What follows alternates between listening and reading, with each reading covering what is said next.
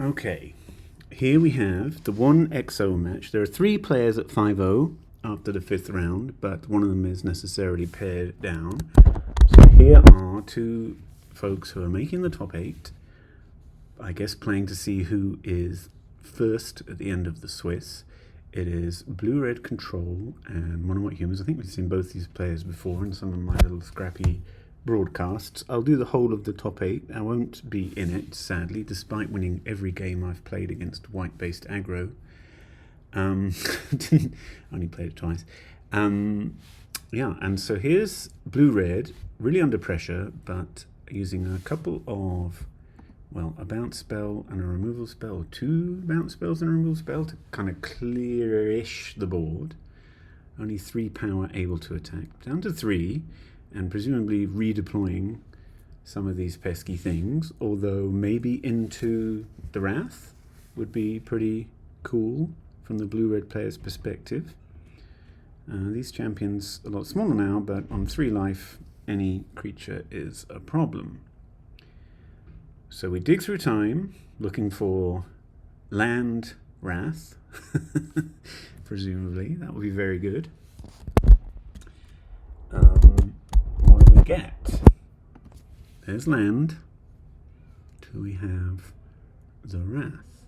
We do not. We have a Chrome Host Seed Shark, which already looks not enough. There is 1 mana open. Galvanic Discharge can do up to 4. Okay, and we're just going to Galvanic Discharge now.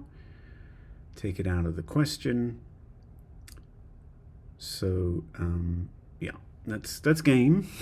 Cathar Commando plus any other creature is lethal here.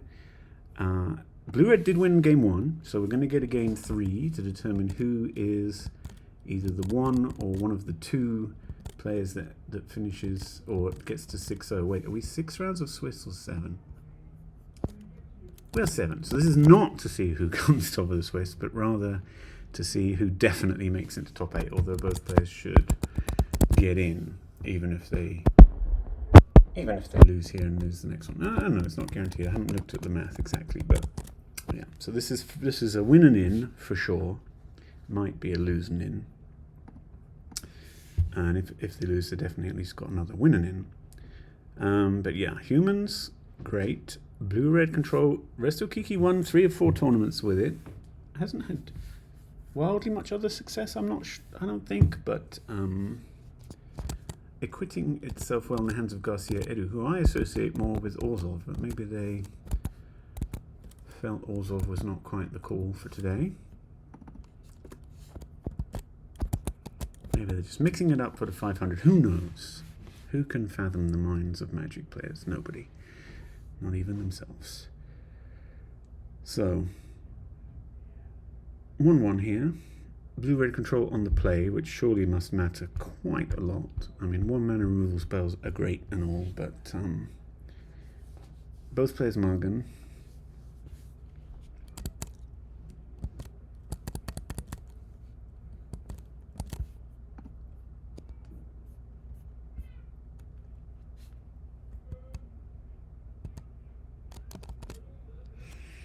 So, perfect start for humans. Is there a Galvanic Discharge? There is not. So, maybe just hoping to counter something meaningful. I mean, Ether Spike here, pretty key, and they do have it. I mean, you wouldn't really keep a hand with no 1 mana interaction, no 2 mana interaction, so sort of guaranteed. Might be another thought. Okay, so... Oh, and we're just going straight to the Seed Shark. So... Sheltered by Ghosts is great here if they kept it in. Aspirant is pretty medium, as it does not open up an attack unless they also have a 1-drop. But Growing the Champion is good, I guess. Growing the Champion to the point where they can't wrath away your board and keep their Shark, probably pretty great, although they haven't quite got to that stage yet. And Sweltering Suns is just about the perfect card here. Is there a Brave? There is not. So this looks very, very good for blue-red all of a sudden. Only 2 cards in hand. Now 4 for white. So it's not a done deal. But there's a 3/3 on layaway, a 2/4 flyer that makes creatures. Plenty going on for blue-red and whatever the 2 remaining cards are. I mean, I guess it's true to say that, you know, your white weenie deck doesn't like to see any kind of wrath as a general rule. Kind of sad they didn't have the 1-drop to pump champion to a 4/4, would have really changed the game. Blue-red getting in, like a tempo deck. I mean, the 2/4's not blocking anything, I guess.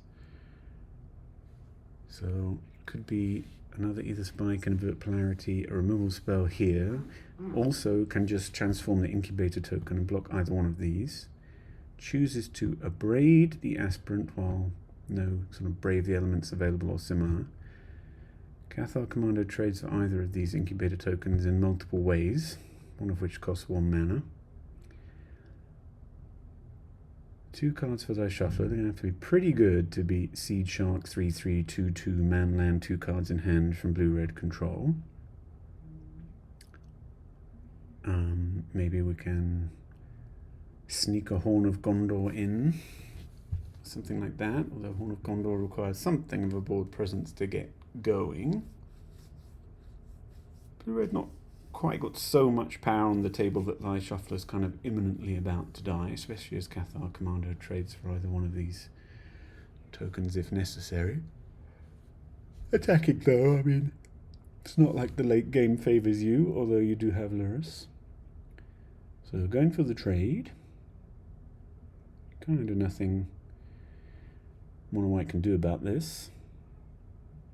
I say that, but here's something. Oh, okay. Choosing to trade it for the 3/3 on the 2/2 makes sense if you don't have anything to do with that 4th mana.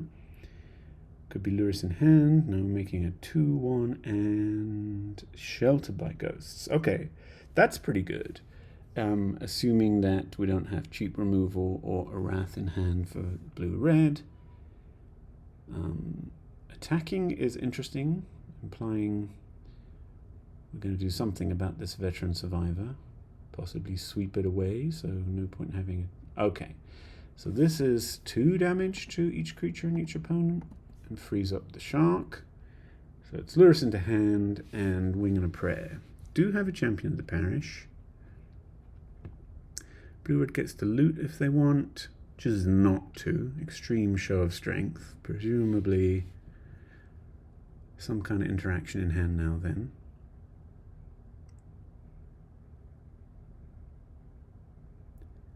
Goes for flowering, not just running the Lurrus out into whatever this interaction is. Champion doesn't have great attacks. 1 card in hand is Lurrus. So, willing to trade for the man land. Blue-red hasn't made a land drop for a little while. But that will not be happening. Champion swept away. Lurrus, the sole remaining card, although it will be a 5/3 lifelink with Ward 1. There's a 4/4 flyer here coming though, and a Malcolm flashed in on end step, and that is it. So Garcia Eru at 6-0 is the first player I know of that is guaranteed mathematically to make the top 8. Thy Shuffler has another winning in and might even make it in with a loss. Let me see if the other EXO player is still playing. First of all, let me figure out who it is. It is that one gamer 4202 who crushed me earlier, so that makes sense. That's why I've got the best tiebreaks of the people with almost no points. But their game is over. They waits for it to load. They won 2-0. Okay, so those two, Garcia Edu and that one gamer, will be playing to see who's the 7-0 in the final round. Let's take a look at the standings and see if we can spot any of these Form 1 players still playing. I see High Tide, but the match is over. I see Mono Red Lalia, but the match is over. May not be too many matches still going here. Oh, the Shadowmaker is playing Ariana 20, and they are Form 1. So let's see if we can... so we just finished a game. It's Black-White against Mono-White Humans, so Black-White control. Just finished a game in which Mono-White Humans won to level it. So let's snip in for game 3. Pressing all the important buttons.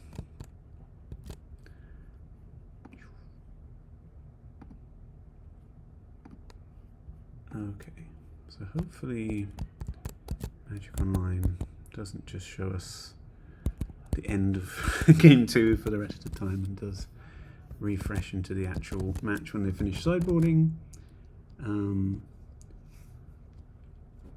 Yeah. Someone is knocking on my door, even though the Do Not Disturb sign is on.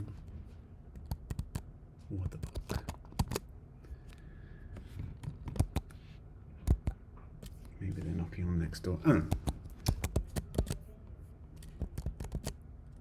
Well, we're poised and ready when you are, Magic Online.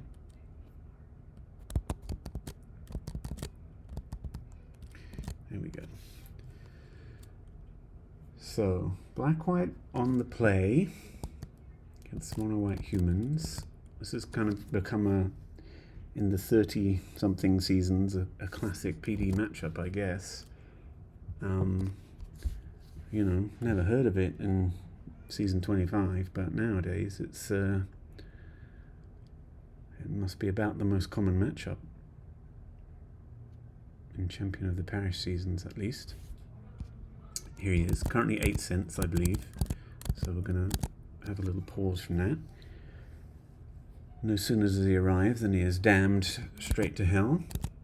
So using up a dam on turn 2 is pretty interesting.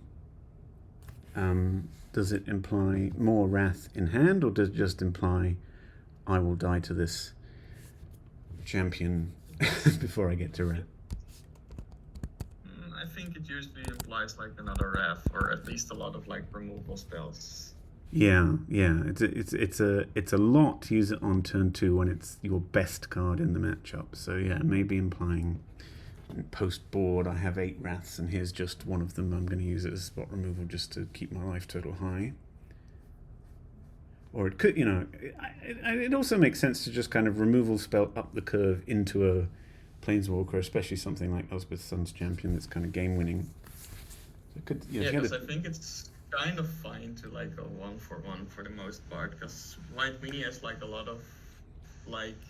Yeah, if your hand is Dam, Kaya's Guile, Abstruse Interference, Elspeth's Sun's Champion, and some lands, then I guess you do Dam the 1-drop, even though it would be nice to Wrath on turn 4, because you're going to win if your life total stays high enough.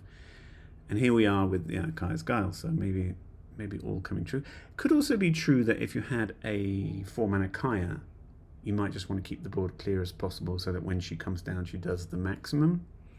I don't even know if that card is good in this matchup, even though it's like a kind of key card of the deck. But presumably, you keep it in. I don't think it's good. Yeah, I mean, it's a little vulnerable to just being attacked, isn't it? And the gaining life is fine, but then it just goes away. 4 mana, gain some life is pretty sucky. So no 4th land drop, which is also maybe a reason to Dam on 2 if you can't see a way clear to Wrathing on 4 because you don't have...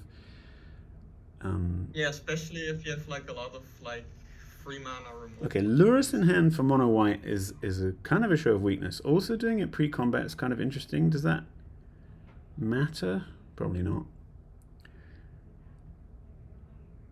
So another Kaya's Guile maybe. Not sure what other instance there are yet. There's another Kaya's Guile. I know we're just gaining life. Are we? No, making a 1/1.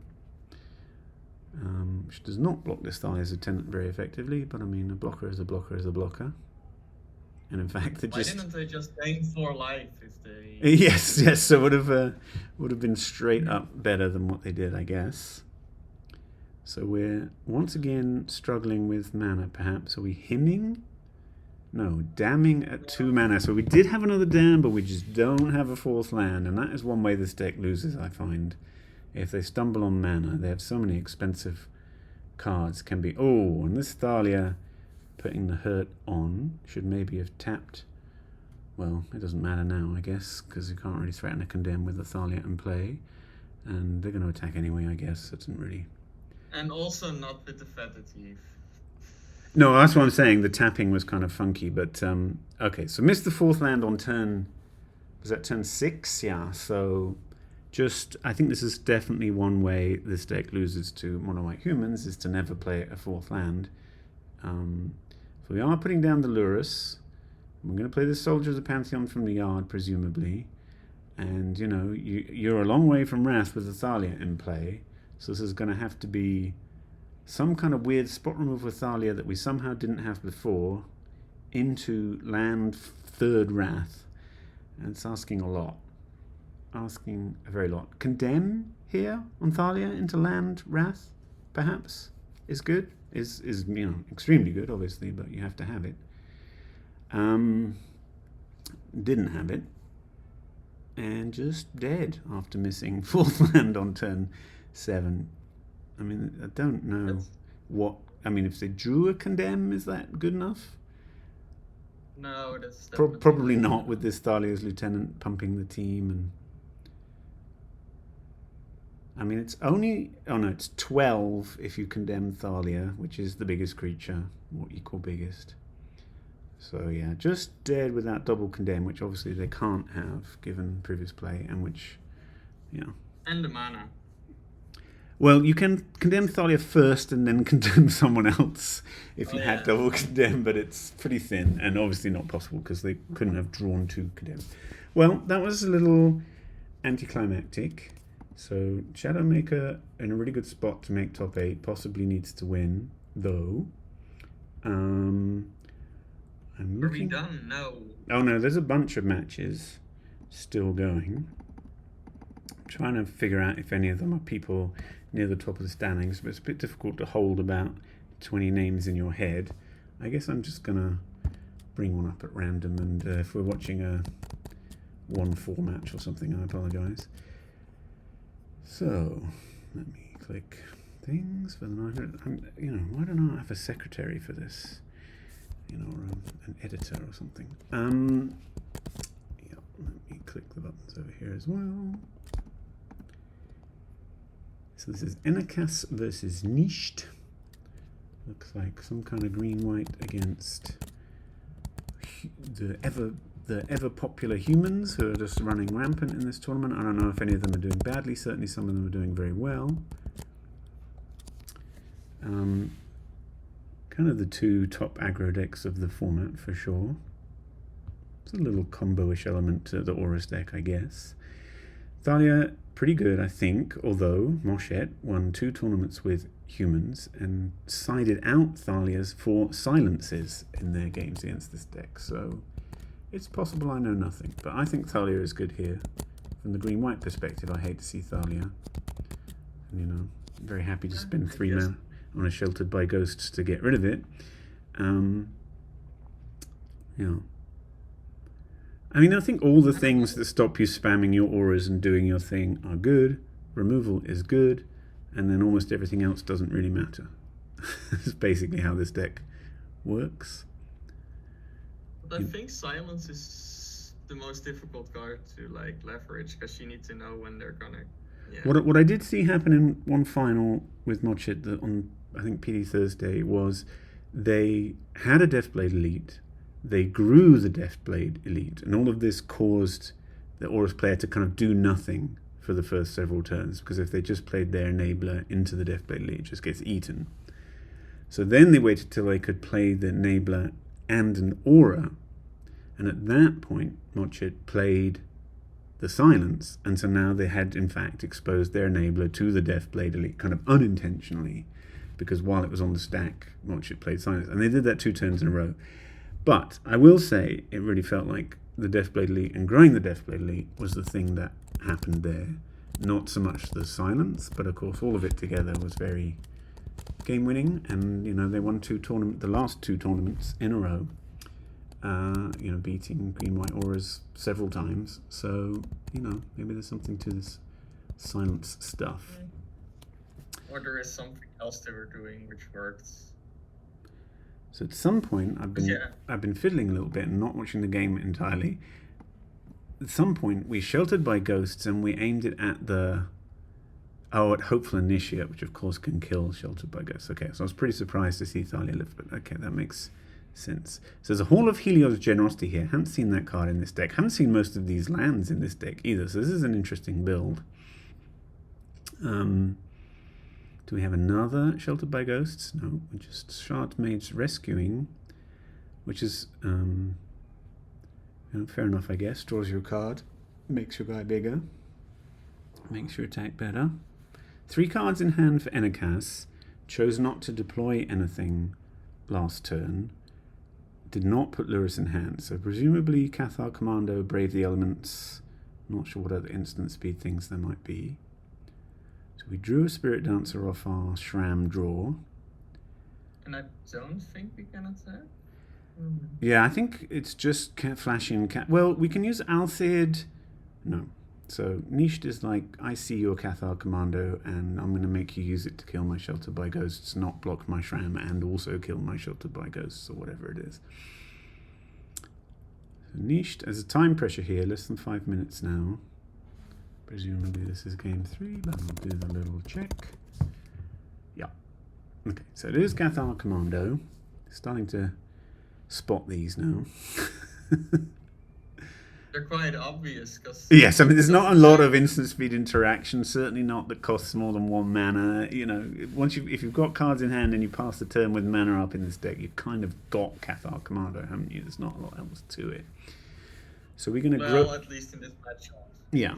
So we're going to grow this Thalia and attack, but then the Alcid is able to... Well, the Alcid is kind of awkward because, of course, it makes auras fall off. So actually... Our Commando Baker is interesting. Yeah, so we're just using it as a beta. And if you want to... I mean, it's only Shram that trades for it, so it's 8 damage here. Yeah, no good blocks, really.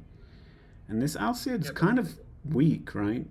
What are you ever going to use it for? To chump block? Because, like, any of your creatures that are big, for guaranteed, have a bunch of white auras on them, right?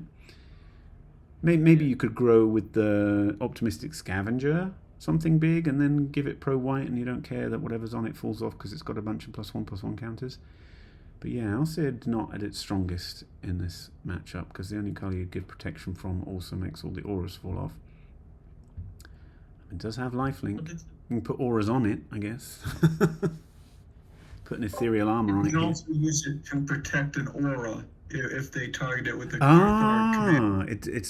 it's target creature or enchantment you control. Well, that's nice.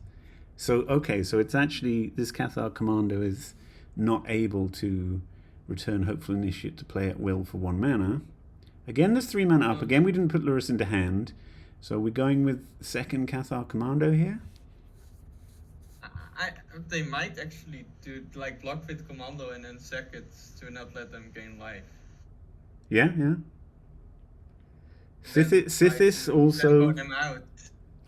Sithis also dies to Cathar Commando, but not with Alcid to protect it. It's complicated. Okay, so they did nothing, which implies they forgot Lurrus, or they had a Brave the Elements, but it wasn't a good enough blowout, or something. I mean, they didn't have Cathar Commando. They would have for sure flashed it in end of turn. Maybe it's lands, but if it's lands, you want to put Lurrus in hand probably, or maybe they felt they needed Cathar Commando activation up. Kind of infinite. They had enough mana to like the activation and put Lurrus in hand. Did they? Yeah, okay. So interesting. Castle Ardenvale is kind of interesting in that it does give you an infinite stream of trump blockers unless one of these creatures gains trample or flying or something. But I guess they're just going to go a bit wider by putting stuff on the Spirit Dancer now. If and when they have an aura, then you have 1 card in hand. So Alcid, double block with the possibility of the flash aura maybe, or just wants to get that Cathar Commando out of there. I mean, it's true that Alcid is a lot to give up, but I guess you've got 2 enablers already, and not dying is kind of important. So yeah, you have a big... I mean, they were attacking for their life total, right? Yeah, I think. Yeah, so somebody had to block or do something. Taking the Alcid out of the graveyard is good. Anti-Lurrus technology. And there's always this threat. I've never seen a veteran survivor reach, max speed. But there's always the threat that it's going to become a 6/5 hexproof or whatever the hell it is. +3/+3 hexproof. I've seen it reach like hexproof and Okay. die to her. Okay, so Lurrus in hand. So presumably we don't have an aura. And we're just going to run it out. We dare you to have Sheltered by Ghosts right here. I don't believe you have Sheltered by Ghosts, says Nisht. 2 cards. And then we're just gonna jump with Spirit Dancer. Well, we're coming in for 4, putting our life total to 10. But Oh. okay, so now we can block, sack, get a Hopeful Initiate, have a horrendously good attack. So we just allow the block to happen is also pretty good. Gets rid of a Shram. Does let them gain the life. But they do seem quite far ahead, although Lurrus could change that. This also gives back the Hopeful Initiate, so it's fine. It might have been nice for them to have a tapped Shram here and to be on 6 life. Right? No, now they attack with like the cave and with everything. Cave costs another mana than they have currently, so they'd have to have a land for that, but they may well have a land. Oh no. Cave is quite expensive, although very good. I mean, untapped white mana, you know, what are you complaining about?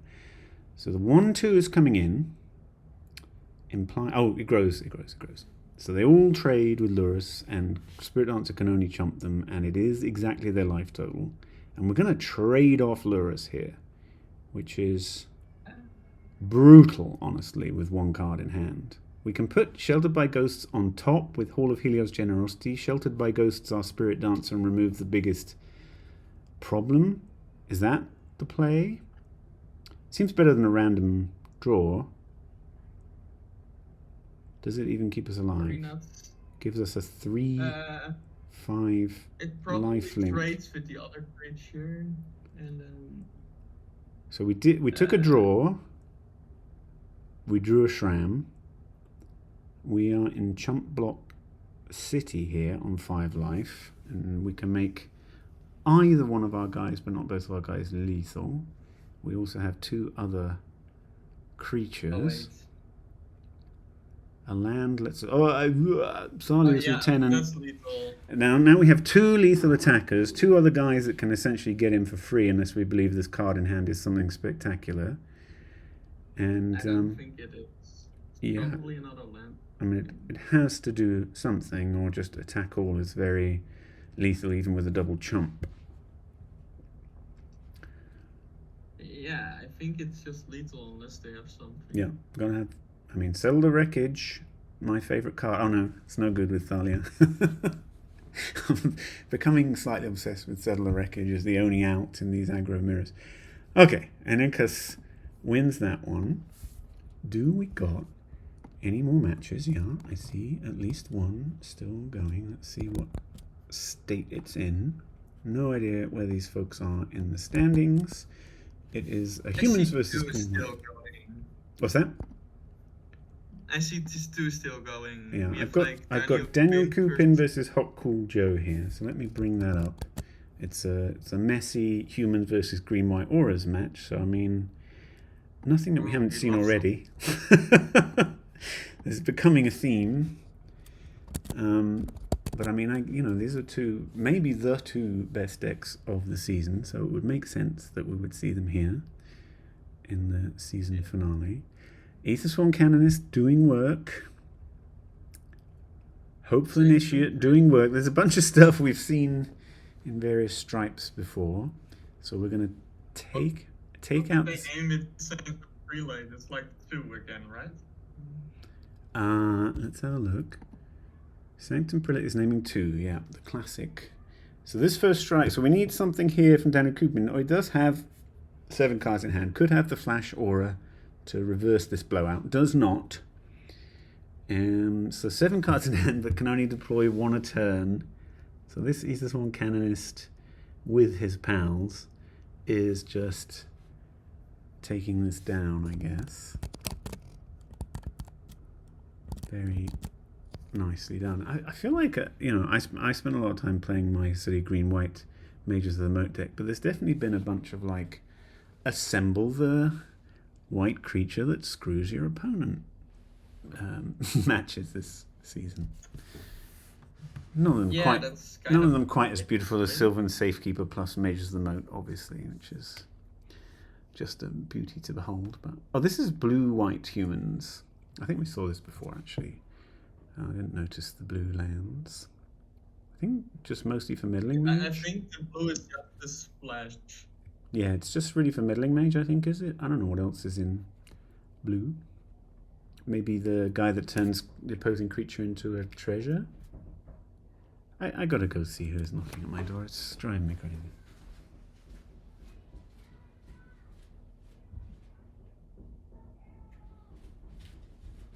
Archetypes. Okay, it's next door.